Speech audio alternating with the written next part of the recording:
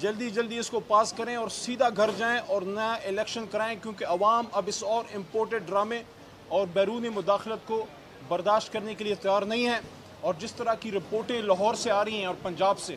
کہ وہاں ریگنگ کا جو انتظام کر رہے ہیں، اور جو سندھ میں کیا گیا ہے، آپ نے دیکھا ٹھپوں پہ ٹھپے لگ رہے تھے وہاں، تو کیا زرداری صاحب آپ 20 سال کی سیاست کے بعد جو بلا شرکت غیر آپ کو سندھ میں حکومت ملی، اب آپ اتنے مجبور ہو گئے ہیں کہ آپ پراپر الیکشن بھی نہیں لڑ سکتے۔ بہرحال to cut the long story short, Imran Khan صاحب اس وقت بالکل عوام ان کے ساتھ ہے، اور میں تو ویسے یہ سروس ورز پہ اتنا یقین نہیں رکھتا، میں تو بکسے پہ یقین رکھتا ہوں جو ووٹ کا بکسہ ہے، لیکن جو سرویز آ رہے ہیں کہ 60 سے 70% عوام عمران خان صاحب کے ساتھ ہیں کہ امپورٹڈ رجیم کو انہوں نے ریجیکٹ کیا ہے، مہنگائی کو ریجیکٹ کیا ہے اور بیرون مداخلت کو ریجیکٹ کیا ہے۔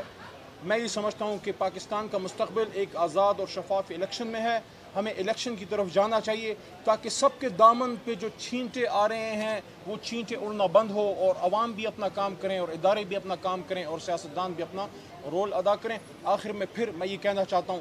یہ کیس بنا کے، یہ 2 نمبر کیس بنا کے، یہ مبالغے پر مبنی کیس بنا کے ہم جیسے لوگوں پہ، میرے جیسے، عمران خان صاحب جیسے، مراد سعید صاحب جیسے، اسد عمر صاحب جیسے، ڈیفنس منسٹر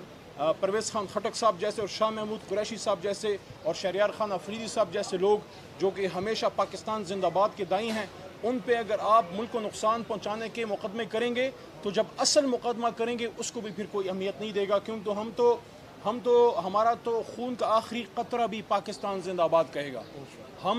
میں تو بہت پہلے یہ بات کر چکا ہوں کہ سفید کپڑے کی بجائے پاکستان کے جھنڈے میں لپیٹ کے دفن کرنا، تو ایسے لوگوں سے ٹکر لے رہے ہیں آپ شہباز صاحب، شہباز سپیڈ آپ نے دکھائی، اپنے کیس ختم کیے، میں وارن کر رہا ہوں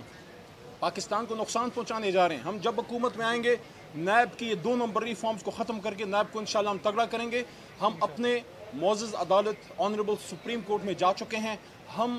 توقع رکھتے ہیں کہ انشاءاللہ جو احتساب پہ حملہ کیا ہے آج کی امپورٹڈ حکومت نے، ہم توقع رکھتے ہیں کہ انشاءاللہ سپریم کورٹ سے ہمیں انصاف ملے گا۔ آپ سب کا بہت شکریہ۔